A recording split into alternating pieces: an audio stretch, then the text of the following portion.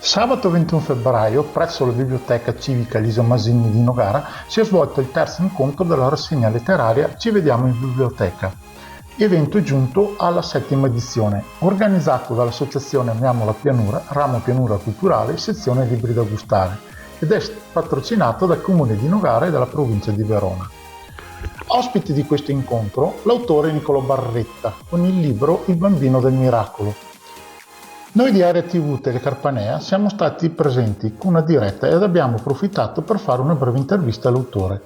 Intervistato da Marco Falco, presidente dell'associazione organizzatrice e speaker di Radio RCS, sentiamo l'intervista.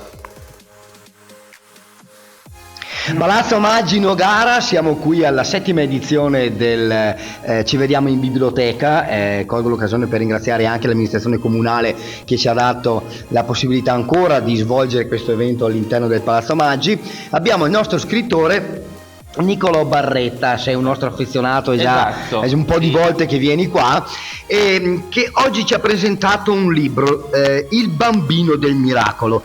Raccontaci brevemente, insomma, ti diamo un po' il tempo che vuoi di raccontare questo libro. Allora, intanto chi è il bambino del miracolo? Il bambino del miracolo è mio papà, Federico Barretta, che quando aveva 3 mesi a Napoli, in via Salvator Rosa 121, in piena seconda guerra mondiale, l'11 gennaio del 1943, si è reso protagonista di un miracolo, perché su Napoli sono cadute le bombe che hanno devastato un intero palazzo, il palazzo Davalos, e mio papà è stato letteralmente salvato a mani nude da una delle sorelle di mia nonna, di nome Gilda, e questo è quindi un miracolo che io ho deciso di raccontare dopo anni e anni che questo racconto era stato diffuso solo durante le mie giornate domestiche.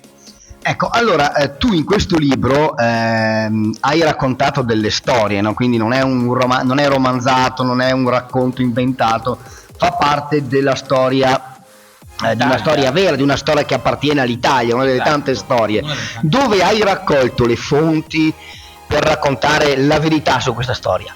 Allora, sia dalle tradizioni orali di mio papà, che mi ha raccontato appunto tramite il racconto di sua mamma, di mia nonna e delle sue sorelle, e poi in particolar modo anche dalla documentazione che io ho avuto modo di leggere su questo episodio della storia. In particolare voglio sempre ricordare il libro Napoli in guerra della saggista e professoressa Gribaudi, e soprattutto io ho avuto modo di intervistare l'anziano prete del rione Mater Dei. Mi sono recato sul posto a Napoli e ho avuto modo di sapere dalla sua voce quello che era successo durante quello sfortunato evento, anche se il prete ovviamente era bambino, però è riuscito a raccontarmi un po' dalla sua viva voce quello che era successo in quell'evento, ovvero il palazzo Davalos che venne letteralmente bombardato dagli alleati. Ultima domanda, Niccolò, dove trovare il tuo libro, innanzitutto, in maniera che chi ci segue può andarlo ad acquistare, e dove sarai i prossimi eventi? Il libro lo si può trovare in tutti i siti principali di e-commerce, in quanto la distribuzione è messaggerie, e in tutte le librerie d'Italia. Poi in particolar modo io lo presenterò nelle varie scuole, sto facendo un vero e proprio tour, e anche l'ho presentato a Napoli e lo vorrei ripresentare ancora in questa città, in quanto appunto il libro è ambientato in questa città. Ti ringrazio, Niccolò, di essere stato presente, ti aspettiamo per il prossimo libro, insomma, la prossima. Grazie a te, opera. Grazie a tutti e grazie a voi per l'opportunità preziosa.